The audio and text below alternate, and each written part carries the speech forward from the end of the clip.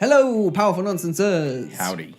Welcome to another episode, 140. There we go. Dun, dun, dun, dun. 140. 150's creeping up.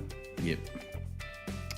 Every time, I know I say it every week, but every time it People kind of Wayne, get scares over me. it. Like, that's what happens when the numbers go up. I know, but honestly, this year's gone so fast. Rapid. This is the thing. This year has gone so fast, and I'm like, I swear we only did episode 100 like a month ago. I remember the Christmas episode. Yeah, which was almost a year ago, and yet it feels like. What are they saying about Christmas? How many weeks? Don't. 6? 7? Please don't. Something like that. This scares the hell out of me. The Christmas stuff's on the shelves. I know. I don't even feel slightly Christmassy though. Yeah. I saw somebody wearing a Christmas jumper. I saw a Stranger Things Christmas jumper that I really want to get. Just saying. So who knows? Wayne might be rocking out a Christmas jumper. Yeah. Do you know what? I've never actually worn a Christmas jumper, ever. It's not happened. I thought you would like that kind of thing. For some reason, it's never really appealed to me. But maybe this year. This year might be the year. Get your jingles on, little bells. Dress up as an elf. Anyway. So if you're joining us on Facebook Live, hello. Hello. And if you're not, then Hello. hello. And if you're joining us for the first time, I am Wayne Ingram. I'm Jem Yildiz. And we're going to talk today about, it's based off a TED Talk, Yes. which you saw, which is why your true calling may not exist. Mm-hmm. Now, this is going to be an interesting one because I feel like, and we said this just before we hit record, we're two sides of the same coin here. Yeah. I feel like, well, I have always struggled to relate to the person that says, I don't know what to do with my life. Because I have known since I was like 10 years old. And on a subconscious level, I think I knew before then. When he was a little sperm, he What I knew wanted that he to wanted do. to act. I was doing jazz hands. To be honest, I'm surprised you were going towards the ovaries. I'm doing jazz surprised. hands. I'm surprised you were the fastest flamboyant little sperm just spinning about. You're like, Come on, darlings! Let's fertilize this egg. Oh god, someone's got to animate that. And I've been like the opposite, where I'm always like, I don't know what I want to do, but I just like trying new things consistently. And so it was actually quite a relief to actually watch this TED Talk. Yeah, well, I actually sent it to a good friend of mine who is always like, I feel so pressured and I don't know what I'm doing. And has kind of had a couple of, I don't want to say breakdowns, that makes it sound a little bit extreme, but a few challenges. Yeah, and I think that it's really important as well nowadays, because I think like we've got into this whole sort of culture, self-help culture or business culture, entrepreneurship culture of that. Oh, if you've got your shit together, then you know what you're doing and you know what you're heading for. And actually, like it's like I think a lot of people use it as like a market, like find your passion and then do that. Yeah. And it's kind of like, if you don't have your passion and you don't know what you want to do, then you need to sort yourself out. Right. and this, from my perspective, it's the only advice I can give because it's the only thing I know. Like, I found what got me really excited to go to school. I remember there was one day I was really ill, but it was drama. The drama was first thing that day, and I was like, look, I'm going to go to school because I want to do this drama lesson. And then if I still feel shit after this drama lesson, I might take myself to the school nurse and go home. But I was like so adamant that I wanted to go to drama class. I remember during Freshers Week, not Freshers Week, but first term, when I was pretty much bedridden, I got myself out of bed. I was sent home. They were like, go home. I was like, no. Spreading your disease all over campus. Go home. I'm like, it hurts to walk. And they're like, go home. I'm like, no, but I still want to be here. Yeah. And so I've only ever known the whole find what it is that gets you excited, find that passion and go for it.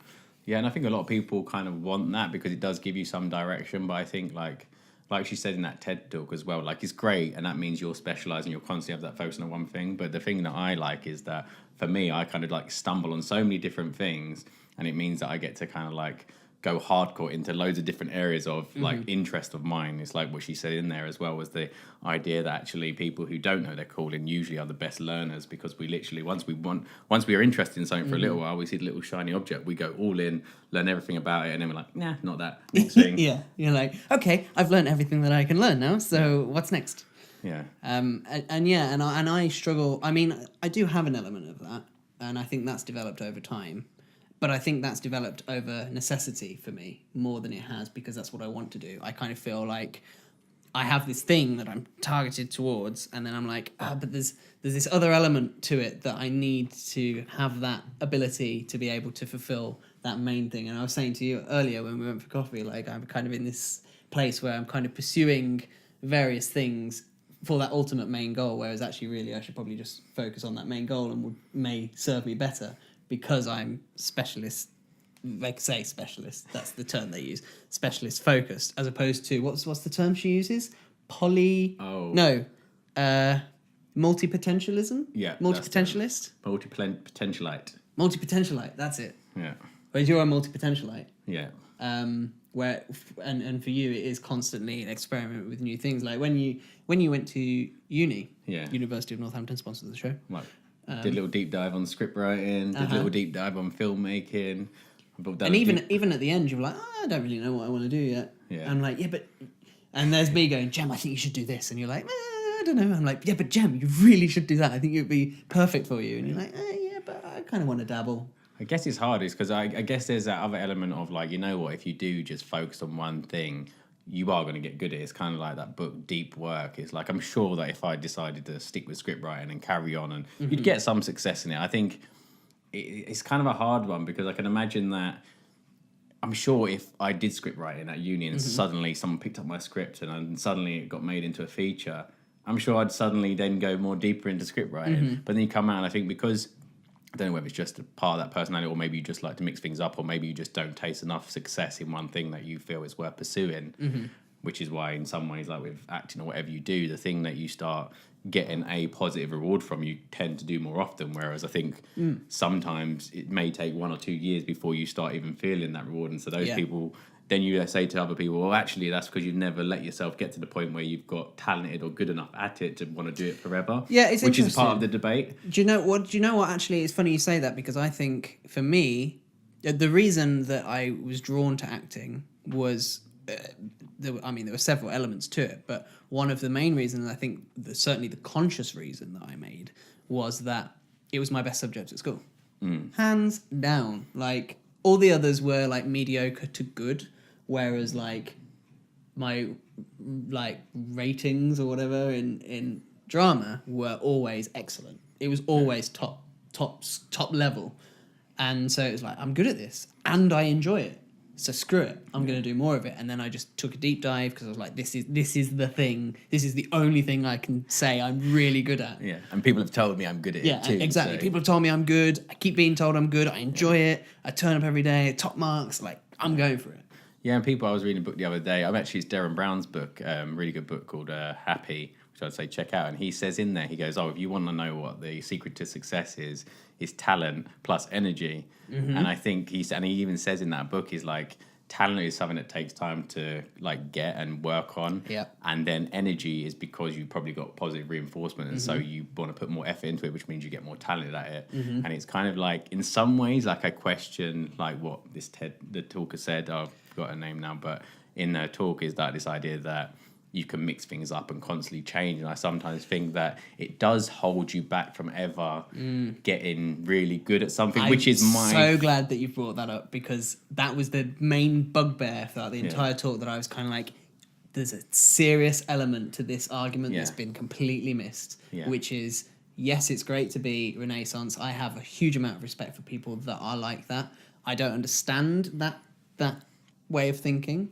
I do to a degree, but I don't understand why you would go, I'm happy to live my life not having any clear direction and just going with the flow. I can't quite comprehend that logic, but I do respect it and I have an appreciation for it because I think we need both types of people. Yeah. But the main point that was missed is this idea that if you are Renaissance, you are always, it's this idea of what we say, like if you say, whatever you're saying yes to, whenever you say yes to something, you're saying no to something else. And I think the more things you say yes to, the less time and energy you're putting into... It's a bit diluted, doesn't it? Yeah, exactly. Diluted, I think, is exactly the right term to use because you're never going to be putting all of that energy into truly becoming a master at something. But I just wonder as well, like in the idea that...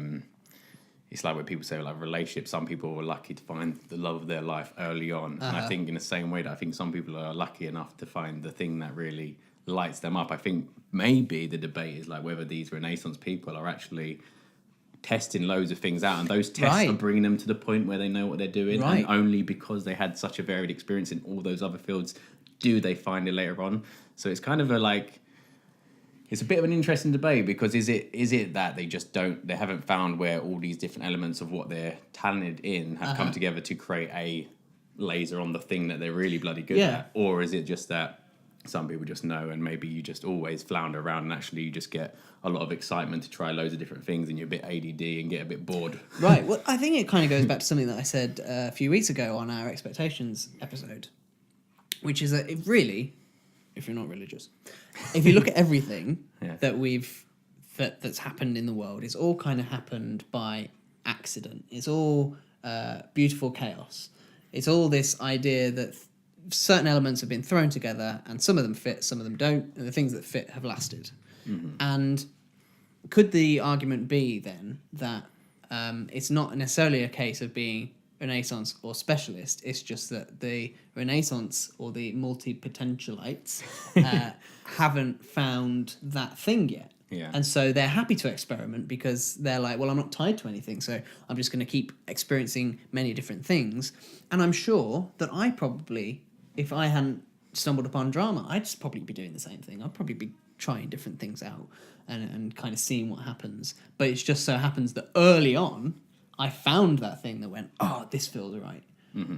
But if I'd never studied drama, I wonder what I'd be doing now with my life. Yeah, and I think probably a lot of her point is this idea that just because you don't know it today, I think it's the kind of guilt that people have on themselves when they don't know exactly what they're focused on. I think that's what she's trying to say. It's ultimately like, don't put too much pressure. Society puts pressure on to say what you are, and it always is asking, like, what's your LinkedIn title? What are you saying that you do? Okay, now we know what you do. And I think a lot of people really don't know. And I do think that especially your early 20s and that sort of early part of your career, you don't really know what you do and what you're good at, unless maybe, like you say, you've been doing acting for so many years, or you get a sports star that's been playing tennis since they were bloody 8 years old. Fair enough, that's what you're good at and that's what you do. But I think what she's trying to say is that too many people feel too quickly that they have to put themselves in a box. And I think nowadays, because that box is so wide open, we can see 100 million different options of what you can and can't do. Yeah. So you shouldn't feel like threatened to just say, okay, I'm only going to do this, and then feel pressured to do that one thing because that's what you've got into in the first place. So it's an interesting debate, and it is kind of like, I'm sure all the specialists out there, the writers, the actors, the engineers, the artists, whoever you look at, probably the ones who are the best at their game is because they've done that thing probably the most. But I'm sure they're pulling from other experiences. I'm sure. Look at some of the greatest actors. They've gone through some crazy... I was going to say, as an actor, it's within my interest to experience as many different things as I possibly can. Yeah. Because, like, if I'm playing a plumber, for example, in fact... Actually, being an actor is a joyous thing, because you do get a little bit of both. Because let's say I'm playing a plumber. If I wanted to go full in on a plumber, I could go and learn plumbing, basic plumbing. Yeah. And then you kind of become a little bit more Renaissance, because you're having to have all these elements. But I mean, that's a fairly unique thing to being an actor, I must admit. When's your plumbing role coming on then? I'm playing Super Mario next year. That's not one of those I'm coming to fix your pipes kind of... And on that note, I think we should take a break. I think we should. So we'll be back in a mo. So we thought we'd just take a few seconds just to say thank you to our sponsor, the University of Northampton. Huge thank you to them for supporting the show. So why should you check them out? Well, first of all, we're alumni. We went there, so everything that we kind of deliver to you, it kind of comes from them in a way. But also, they're not just about getting a degree. The thing we love about Northampton Uni from experience is the fact that you come out of your course with your degree, but also there's so many options on the table. They understand that it's not just about going out and getting a job anymore. It's also about the possibility of setting up your own business and becoming an entrepreneur. And to top that off, it's not just about setting up a business, it's about setting up a social enterprise. That's their specialist area. So if you're thinking of setting up a business, it can also be one that's doing good to the world and delivering social impact. So check them out, northampton.ac.uk, and a huge thank you to them for supporting the show. Welcome back. Wayne's finished his plumbing scene. See, I was gonna make some joke like that, but I thought no, I probably shouldn't. And then you went and did it anyway. Sorry about that. Cheers, mate. So we're talking about true callings, If they exist. and why yours may not exist. So, I think the point that she was making in the TED talk, which I think is a very valid one, is actually this idea that actually there are so many more multi-potentialites, Renaissance people, than we would like to admit. Mm-hmm. And I kind of actually see this in, like my brother had this issue. He didn't go to uni at first because he was like, I'm not sure what I want to do yet. I want to wait till I know what I want to do yet. And because he had openly said to his school, I don't think I'm going to go to university, they were like, nothing we can do for you then. You're done. He was kind of like, okay, bye. You're baked. Finished. Yeah, exactly. It's like, off you go then. See how that works out for you. See you down a job centre. Yeah, I mean, ultimately, he ended up going to uni because he settled on what he wanted to do, which, funnily enough, was what he originally was planning to do, and he's really enjoying it. And I think he has now found his specialist area. But I think the point remains that there are a lot more of these non-specialists than we would care to admit, and that we don't really cater for them a lot. No, and I just think it's not really societally expected. It's not like approved of. Like your family don't get happy when you say, yeah, I just did the masters in this, but now I want to go do that. And actually, as you get older as well, like the opportunity to switch things up is so difficult. But then you look at the workplaces now, and everybody seems about leaving one job and then trying something else out. So it seems to be becoming more common. I don't know whether that's because people are just seeing. I don't know whether that's. Or maybe it could just be what you're exposed to.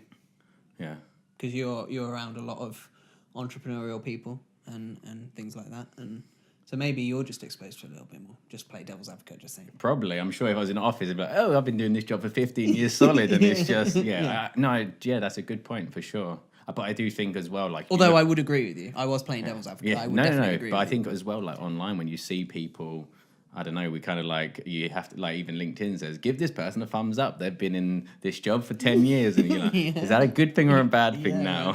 Yeah, it's true though. Yeah, I see that a lot. And like, but then by the same token, LinkedIn will play devil's advocate as well and be like, congratulate them on their new job. Oh yeah, they've got 1 year's in this business, but also yesterday it said they were in that business, and then suddenly it's all over the place. But I think a lot of it has got a lot to do with the internet, to be fair. I think because people are seeing more opportunities, and even if it is just as simple as somebody having a day job and then being a member of one of these pyramid schemes. But people I am actually selling some vitamins, Wayne, so if you need to up your health. If I buy some from you, does that mean I have to start selling them as well? Yes. And then I get to sit on my ass and you just keep selling. And on your behalf, and yes, you make please. all the money? Yes, please. Mother. It's my calling. Ooh. Yeah. Cat Anyway. claws are out. Yeah. We have an episode on that if you want to check that Yeah, out. that's quite an old one. Maybe we should Throwback Thursday that one. I'll throw all the way back to that. I think so.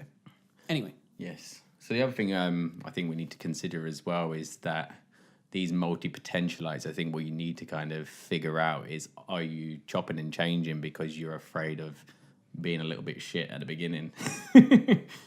Okay. And it's on elaborate. And on that sort of elaboration is this sort of idea that I think Seth Godin talks a lot about, is this idea of the dip. And I think a lot of the time we try new things because it seems exciting, but and I'm probably guilty of this a lot of the time, where you go into it, you're really excited, you learn everything, you do a bit of it, and then you shit. And then because of that, you think, yeah, this ain't the thing for me. And so you jump and try something else. And I think there is definitely a fine balance of knowing, have you done enough? And are you going for it while you're going for it?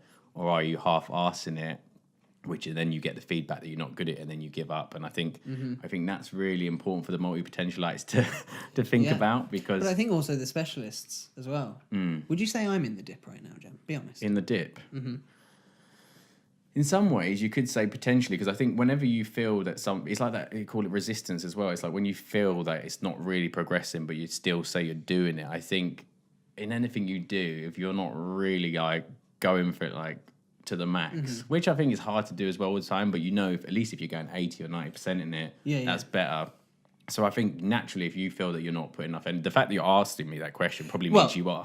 Well, that's what I mean. But because of like, what I mean is like, because I was 100%, like 100 mile an hour, like at the final years of uni, and I was like 100 miles an hour for like a year or two afterwards. But then I kind of drifted off course, and then because things hadn't moved in the progression that I moved in, I've tried to compensate for that with other things, and that's where I've become a little bit more Renaissance over time. Because doing what I was doing before hasn't necessarily worked, so then I've tried to find new avenues in which to execute. And so I don't know if maybe necessarily the dip is the right thing to say, but maybe I've just diversified myself to compensate for other things. Your Renaissance was practicality, number one.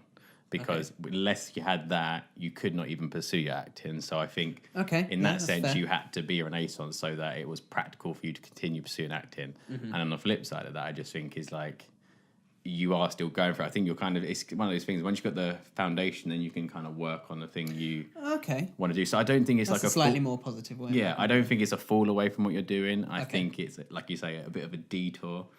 But it's a practical detour, because I think if you were going 100% in your acting after you left university, number one, you probably wouldn't be in London any longer. That's true. You'd probably be back in Birmingham, That's and true. you probably wouldn't, you would not be in this situation right now. And you'd probably be like a lot of the other people we know who were actors who weren't practical. They were too wishful. And on the other side of that, I think your positive reinforcement, which I think is what gives you the energy, talent plus energy. Energy often comes from reinforcement. And I think because you don't have any external reinforcements, you don't have a degree, you don't have a consistent, I don't know, director patting you on the back or a producer patting you on the back. You've got into certain awards for short films and stuff like that, which are a little pat on the back. And I think a lot of the time, like you say, with even the multi-potentialites, if we don't get the pat on the backs often, the energy dips, and that's when they move on to something else. And that's when they move on to something else. Okay.